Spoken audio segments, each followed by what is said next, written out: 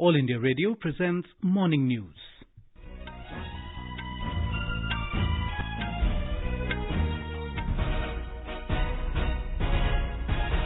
Good morning, I'm Sunil Verma and with me is Saira Mujtaba. The headlines.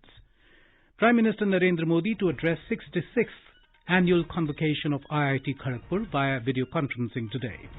Prime Minister emphasizes on bigger role for private sector in defence production. Election Commission says advanced deployment of central police forces in poll-bound areas during Lok Sabha and Assembly elections is a routine affair. Bharatiya Janata Party wins both Rajya Sabha seats from Gujarat unopposed. Counting of votes for 575 seats in 6 municipal corporations of Gujarat being held today. DRDO conducts 2 successful launches of vertical launch short-range surface-to-air missile. President Ramnath Kovan on a 2-day visit to Gujarat beginning today. Uttar Pradesh government to develop Jewar Airport as Asia's biggest airport with 6 runways. Government sanctions over 56,000 more houses under the Pradhan Mantri Awas Yojana urban. COVID-19 recovery rate reaches 97.22% in the country. As the nation fights the COVID-19 pandemic, we begin with a message of precaution to stay safe and protected by following these 3 simple steps. Wear a face mask, maintain 2 gaz ki duri for social distancing, and focus on hand and face hygiene. And now the news in detail. Prime Minister Narendra Modi will address the 66th Annual Convocation of IIT Kharagpur via video conferencing today. Union Education Minister Ramesh Pokhriyal Nishank and Minister of State for Education Sanjay Dhotre will also attend the convocation, which is being organized in a virtual mode in view of the pandemic. 75 students, including 9 gold medal and 66 silver medal winners, have been invited to receive the award in person. More than 2,800 students will be awarded degrees through online mode. The institute will also confer DSC, IIT Kharagpur Life Fellow Award and Distinguished Alumnus Award to 27 achievers for their contribution to academics and research, social service and public welfare. Yesterday, the Prime Minister addressed a public meeting at Shahganj in Hooghly district. He said the people of West Bengal have made up their mind for change, and not only change of government but real change is required to take the state ahead in the path of development. Bhajpa उस सोनार बांग्ला के निर्माण के लिए काम करेगी जिसमें यहाँ का इतिहास, यहाँ की संस्कृति दिनों दिन और मजबूत होगी। ऐसा बंगाल जहाँ आस्था, अध्यात्म और उद्यम सबका सम्मान होगा। ऐसा बंगाल जहाँ विकास सभी का होगा। Mr. Modi said that poor people and farmers of West Bengal are being denied the benefits of central schemes like PM Kisan Nidhi and Ayushman Bharat. He said that 1,700 crore rupees have been allocated to the state for the central scheme Jal Jeevan Mission, but the state government has utilized only 609 crore rupees. Bengal में सिर्फ अब तक 1.5-2 करोड़ घरों में से सिर्फ 9 लाख परिवार तक ही पाइप से पानी का कनेक्शन पहुंच पाया है। भारत सरकार ने, दिल्ली सरकार ने 1700 करोड़ रुपए से ज्यादा रकम ये टीएमसी सरकार को दी, लेकिन इसमें से सिर्फ 609 करोड़ रुपए ही यहाँ की सरकार ने खर्च किया है। बाकी 1100 करोड़ रुपया यहाँ की सरकार दबा करके बैठ गई है। Mr. Modi accused the TMC government of pursuing appeasement politics instead of following development for all. He said, as long as syndicate Raj and cut money culture is there, development of Bengal will not be possible.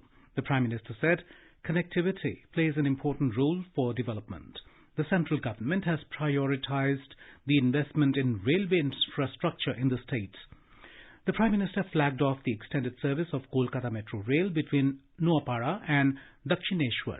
The much-awaited extension linked the 2 world-famous Kali temples at Kali Ghat and Dakshineshwar.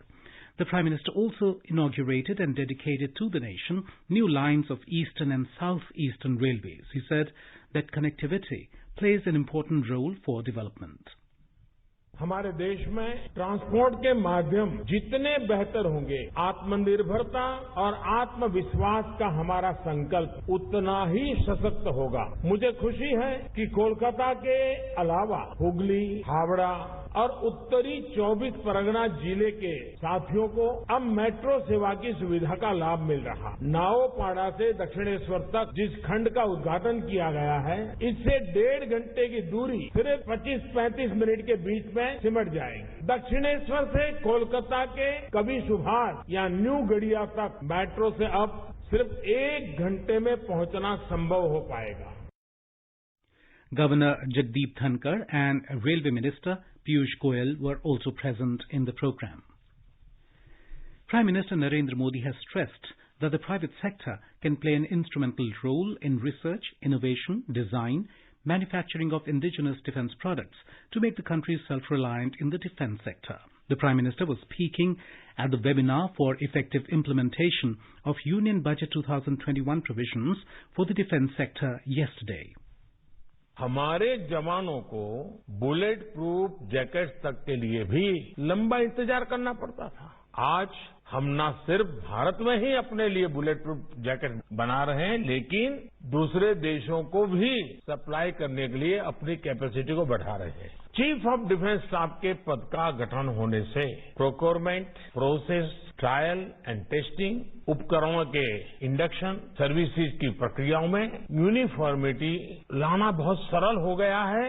इस साल के budget में सेना के आधुनिकीकरण की एक प्रतिबद्धता और मजबूत हुई है। करीब 1.5 दशक बाद डिफेंस सेक्टर में कैपिटल आउटले में 19% की बढ़ोतरी की गई है।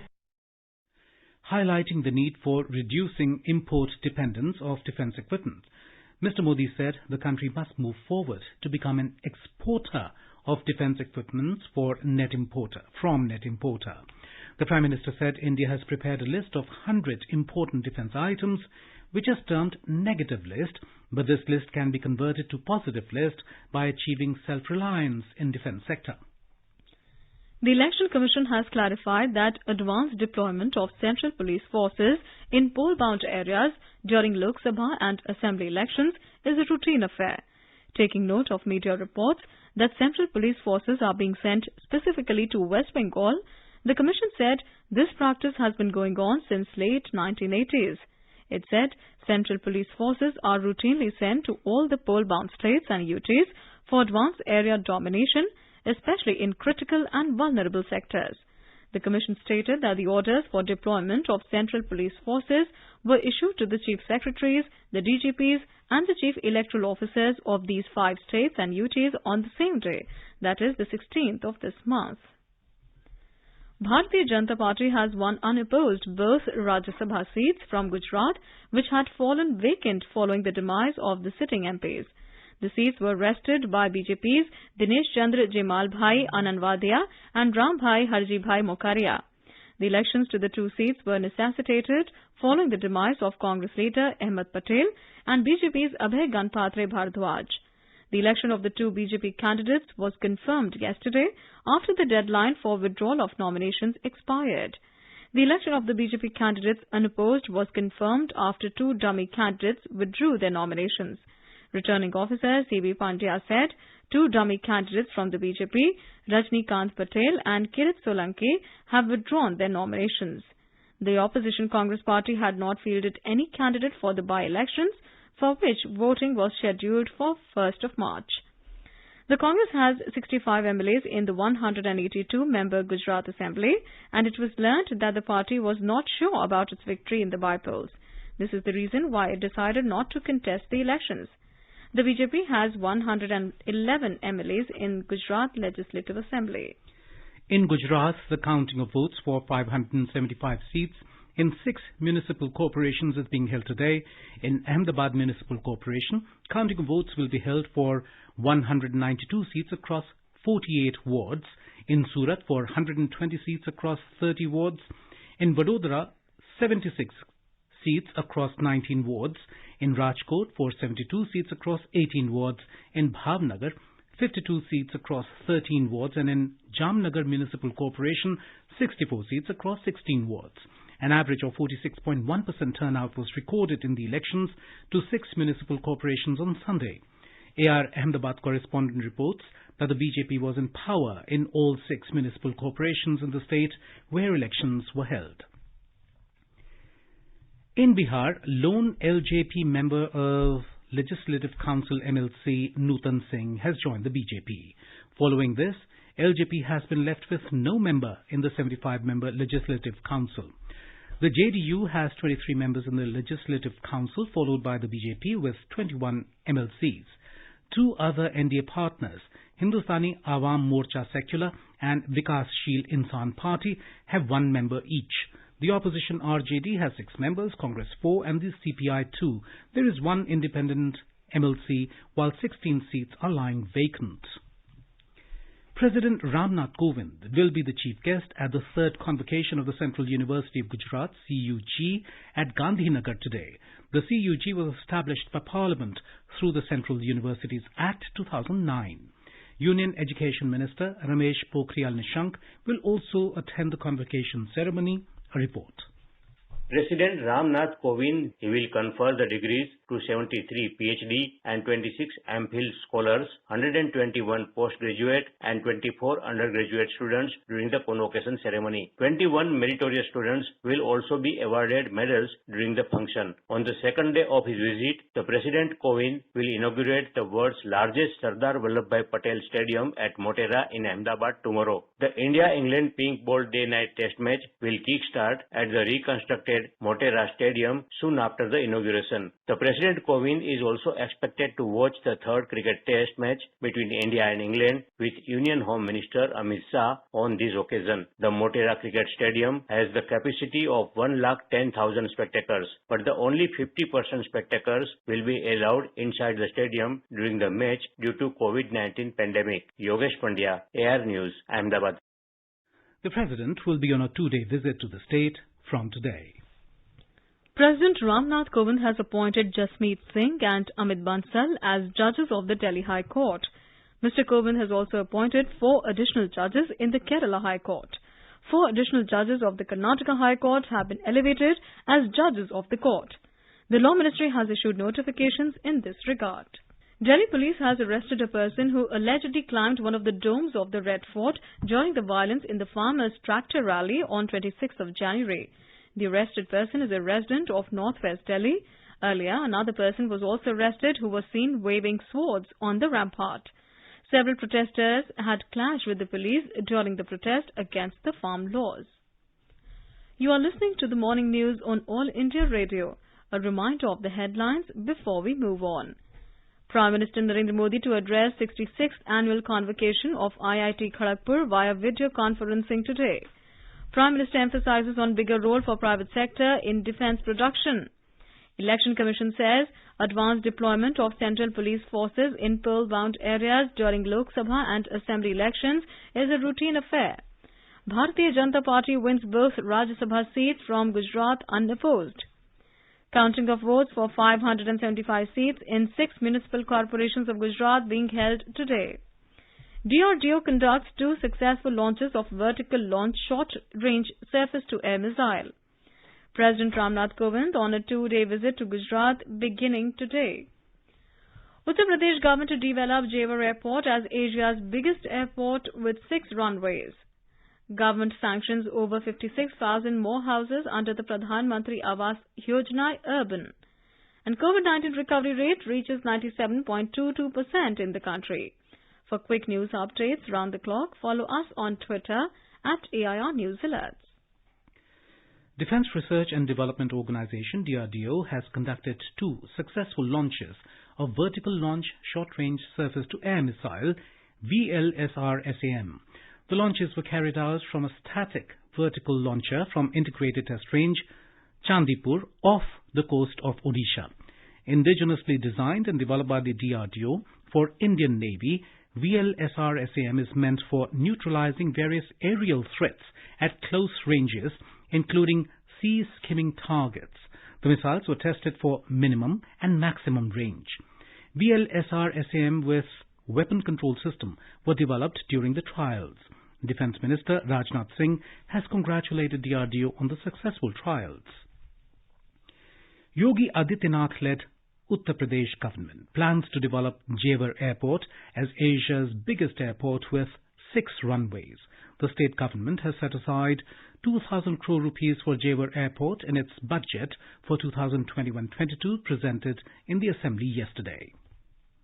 The state government has also increased the number of runways of the Jewar Airport to 6 from the 2 proposed earlier. The under-construction airport in Ayodhya will be named as Maryada Purushottam Shri Ram Airport. A provision of 101 crore rupees has been made for it in the budget. Ayodhya Airport will also be subsequently made an international airport. After the presentation of the budget, Chief Minister Yogi Adityanath told reporters that cities like Aligarh, Moradabad and Meerut will also be linked through air service soon. Sushil Chandra Tiwari, AIR News, Lucknow. Bihar Deputy Chief Minister Tarkishore Prasad presented an annual budget of 2,18,303 crore rupees for the state yesterday. He asserted that the government will now push the women workforce to the grassroots to ensure gender parity. State government has laid out provisions to award 25,000 rupees to girls who pass intermediate exams. The government will also award 50,000 rupees to those who complete their bachelor's degree. Talking to media after the budget was tabled, Bihar Chief Minister Nitish Kumar said that more than 20 lakh jobs will be created in the state for youth. He also said that an all-new sports university will be established in Bihar. The government has sanctioned over 56,000 more houses under the Pradhan Mantri Awas Yojana Urban. The Central Sanctioning and Monitoring Committee has approved them. In a series of tweets, Housing and Urban Affairs Minister Hardeep Singh Puri said, out of the total validated demand of 1 crore 12 lakh houses by 2022, nearly 1 crore 11 lakh homes are now sanctioned. He informed that over 73 lakh houses have now been grounded. The minister said 42 lakh 70,000 houses have been handed over to the beneficiaries. The government has set a target to provide Pakka houses to all eligible beneficiaries of urban India by 2022 with the vision of housing for all. Micro, Small and Medium Enterprises Minister Nitin Gadkari has inaugurated 50 artisan-based Sphurti clusters spread over 18 states. In these clusters, over 42,000 artisans have been supported in the traditional segments of muslin, khadi, khwaya, handicraft, handlooms, woodcraft, leather, pottery, carpet weaving, bamboo, agro-processing, tea and others. These clusters have been inaugurated in 18 states. The MSME Ministry has funded 85 crore rupees for development of these Sphurti clusters. A total of 1 crore 14 lakh 24,094 COVID-19 vaccine doses were administered till 6 p.m. yesterday. Additional Secretary in the Health Ministry Manohar Agnani said this in a media briefing in New Delhi last evening. The total vaccinations done are 1 crore 14 lakh 24,094 and vaccinations for the healthcare workers is 75 lakh 40,602, which includes first dose to 64 lakh 25,060 and second dose to 11 lakh 15,542 healthcare workers. Similarly, frontline workers, a total of 38 lakh 83,492 have been covered with the first dose, which comprises 40.1% of the total database available to us. Meanwhile, the COVID-19 recovery rate has improved to 97.22%, with total recovery of more than 9,000 patients in the last 24 hours. More than 1 crore 6 lakh patients have already been recovered from the infection. Presently, the total number of active cases in the country is 1,50,055, which comprises only 1.36% of the total positive cases. Home Minister Amit Shah held a high-level review meeting on the progress of COVID-19 vaccination drive yesterday. The meeting was held following sudden spike in the number of COVID-19 cases in a few states. Mr. Shah expressed satisfaction at the ongoing vaccination drive and hoped it will continue smoothly. In Odisha, more than 5,40,000 beneficiaries have been vaccinated against COVID-19. They include 4,39,000 healthcare workers and over 1 lakh frontline workers. More from our Bhubaneswar correspondent.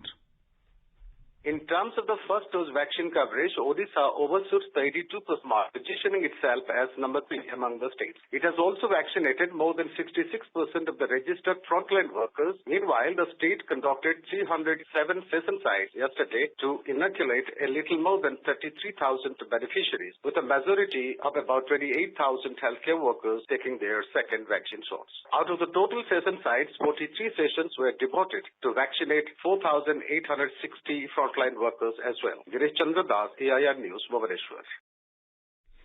Expressing concern that people attending large gatherings are not following the COVID guidelines, Karnataka Health and Medical Education Minister Dr. K. Sudhakar has said that marshals will be deployed in marriage halls to ensure that the COVID guidelines are followed.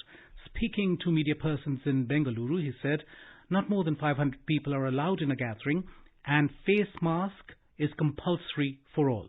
Catering service providers will also be instructed to get tested before they render service.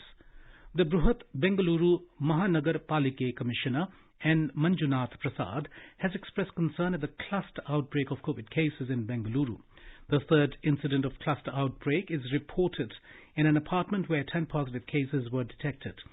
Out of 9 blocks, 6 blocks have reported cases. He informed that 9 mobile teams are deployed in these areas to conduct RT-PCR tests, and the results will be available today. The 6 blocks are declared as containment zone, and a health team with 4 doctors are deployed. Karnataka reported 317 new COVID cases and 287 recoveries and 5 deaths yesterday. The state has a positivity rate of 0.69% and case fatality rate of 1.57%. External Affairs Minister Dr. S. Jaishankar yesterday handed over 1 lakh additional doses of commercially procured made-in-India COVID vaccines to Mauritius. India had earlier sent 1 lakh vaccine doses to the island nation. Dr. Jaishankar began his Mauritius visit with a meeting with his counterpart Alan Ganu yesterday.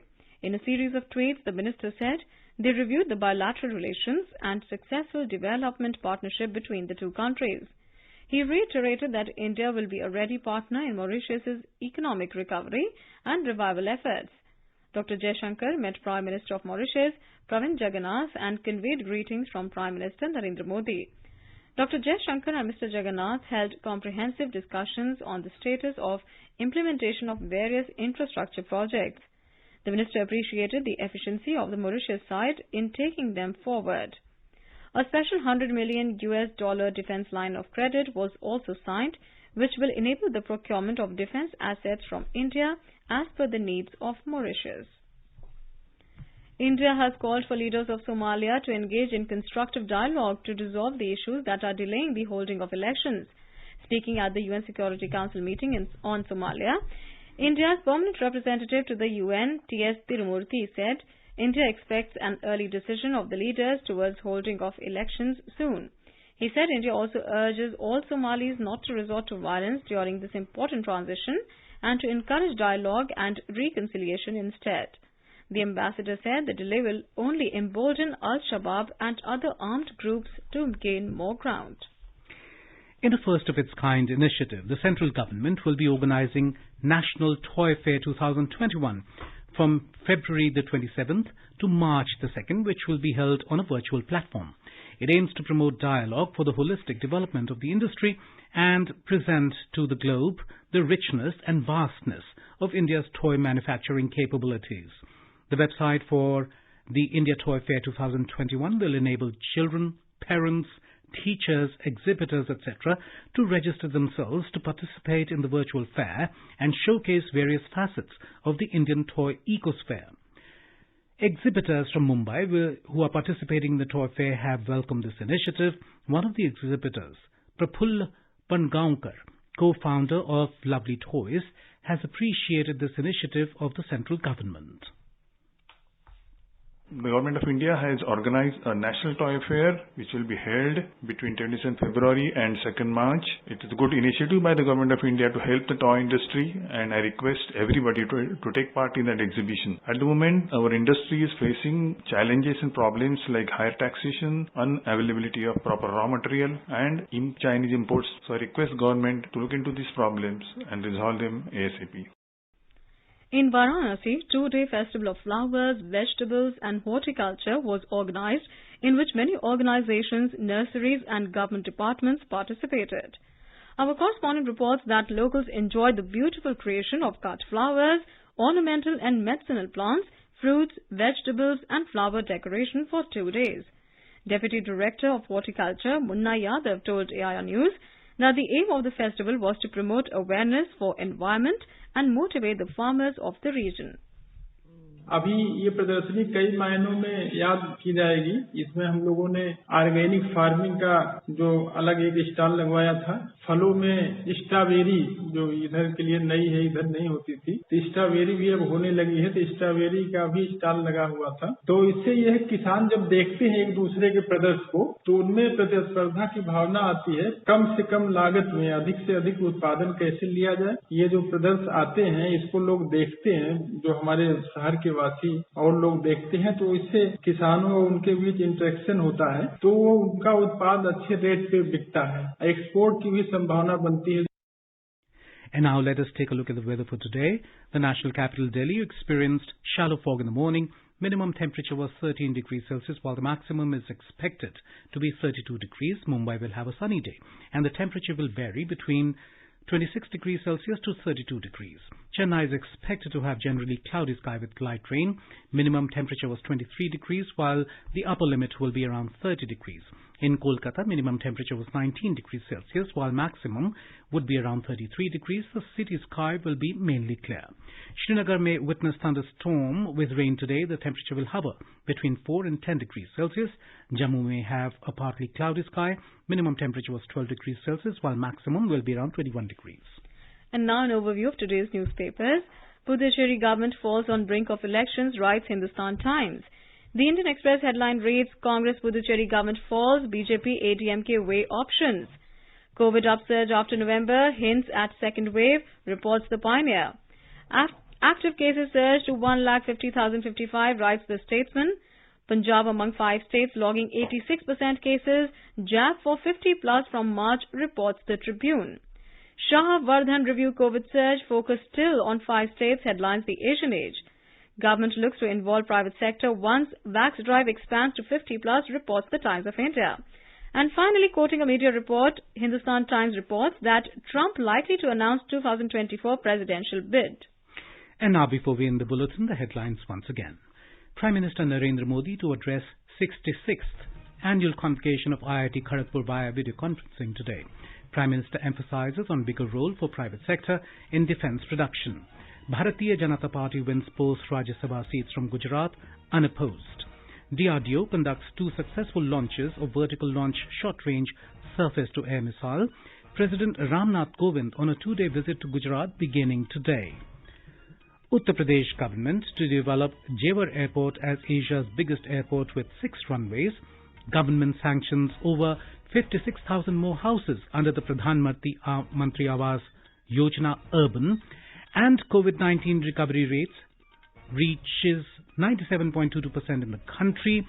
Election Commission says advanced deployment of central police forces in poll-bound areas during Lok Sabha and Assembly elections is a routine affair, and counting of votes for 575 seats in 6 municipal corporations of Gujarat being held today.